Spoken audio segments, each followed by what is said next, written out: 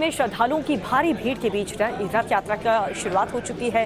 Corona की वजह से आप देख सकते हैं कि बीते 2 साल के बाद ये यात्रा हो रही है और इसीलिए देश विदेश के भक्त बड़ी संख्या में पुरी पहुंचे। भगवान जगन्नाथ भव्य रथ पर सवार होकर के भाई बलराम और बहन सुभद्रा के साथ अपनी मौसी के घर यानी कि गुंडीचा में मंदिर जाते हैं। 7 दिन तक मौसी के घर पर रहने के बाद भगवान जगन्नाथ 8वें दिन रथ से ही वापसी करेंगे। पूरी की तरह ही गुजरात के अहमदाबाद में भी रथ यात्रा की शुरुआत हो चुकी है। गुजरात के सीएम भूपेंद्र पटेल ने इस यात्रा का आगाज किया है और ये जगन्नाथपुरी की आपको तस्वीर इस वक्त दिखा रहे हैं, कितना भव्य यहाँ पर मंजर, क्योंकि बीते 2 साल से ये तमाम श्रद्धालु इंतजार कर रहे थे। कोविड काल की वजह से ये श्रद्धालु यहाँ पर पहुंच नहीं पा रहे थे और अब जब इस रथ यात्रा की शुरुआत हुई है तो भारी भीड़ यहाँ पर श्रद्धालुओं की।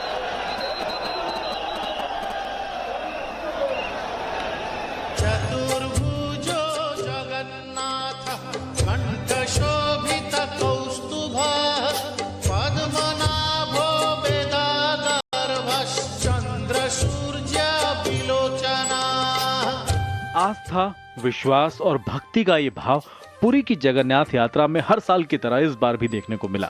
भगवान के दर्शन के लिए श्रद्धालुओं का हुजूम उमड़ा। देश के कोने कोने से आए लोग रथ यात्रा के गवाह बने। रथ यात्रा से जुड़ी मान्यताएं और परंपराएं सदियों से चली आ रही हैं, जिन्हें आज भी आगे बढ़ाया जा रहा है। जो कोई भगवान जगन्नाथ जी का रथ का दर्शन करे या जगन्नाथ का प्रसाद ग्रहण करे, उसे सारे पापों से मुक्ति मिलती है और जन्म मृत्यु के चक्र से छूटकर वैकुंठ धाम की प्राप्ति होती है। इसलिए जगन्नाथ का अर्थ है जगत के नाथ। जगन्नाथ पूरे विश्व के स्वामी है जगन्नाथ। ये जो हम 3 रथ देख रहे हैं, बलभद्र जी हैं, सुभद्रा जी हैं और खुद कान्हा जी हैं, जगन्नाथ जी हैं जो जगत के नाथ हैं। हमने सुना है कि जगन्नाथ की रथ यात्रा में जो आते हैं वो जन्म मरण से मृत्यु से मोक्ष प्राप्त हो जाता है, ऐसा यहाँ का मानना है। जगन्नाथ यात्रा में हर बार की तरह इस बार भी 3 रथ निकले। भगवान जगन्नाथ भव्य रथ पर सवार होकर भाई बलराम और बहन सुभद्रा के साथ अपनी मौसी के घर यानी गुंडीचा मंदिर जाते हैं। 7 दिन तक मौसी के घर रहने के बाद भगवान जगन्नाथ 8वें दिन रथ से ही वापसी करेंगे। यात्रा को लेकर लोगों में अपार उत्साह दिखाई दिया। भगवान जगन्नाथ के धाम में जो लोग आए उन पर प्रभु की असीम कृपा बनी रहे, असीम कृपा बनी रहे। जय जगन्नाथ स्वामी। सजावट बहुत अच्छी है और माहौल भी बहुत अच्छा है। पहली बार मेरे को देखने का मौका मिला है और मैं बहुत ही वो हूँ कि मैं एक बार हाथ लगा पाऊँ रथ को। भगवान का रथ खींचकर पुण्य कमाने की लालसा में देश विदेश से लाखों भक्त पुरी धाम पहुंचे। ऐसी मान्यता है कि अपने भगवान के रथ को खींचने से सारे पाप नष्ट हो जाते हैं, जो जाने या अनजाने में किए गए थे। ढोल की थाप के साथ गीत और मंत्रों का जाप करते हुए भक्त जब रथ यात्रा का हिस्सा बने तो ये नजारा बेहद भव्य और अद्भुत नजर आया।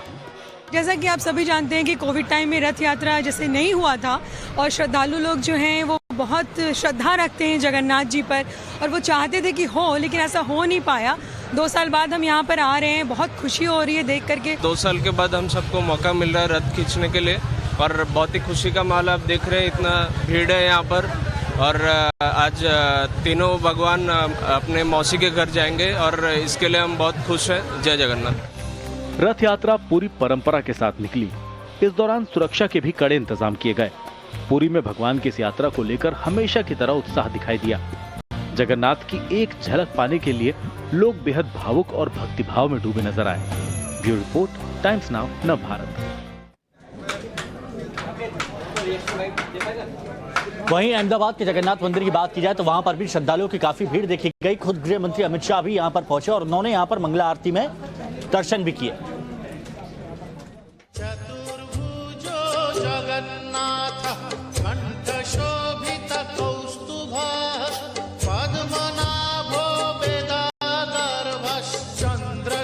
श्रद्धालुओं की भारी भीड़ भगवान जगन्नाथ के दर्शन की कामना लिए अहमदाबाद की सड़कों पर उमड़ आई। भगवान की 145वीं रथ यात्रा को लेकर भक्तों में भारी उत्साह नजर आया। इससे पहले गृह मंत्री अमित शाह अपने परिवार के साथ भगवान की मंगला आरती में शामिल हुए।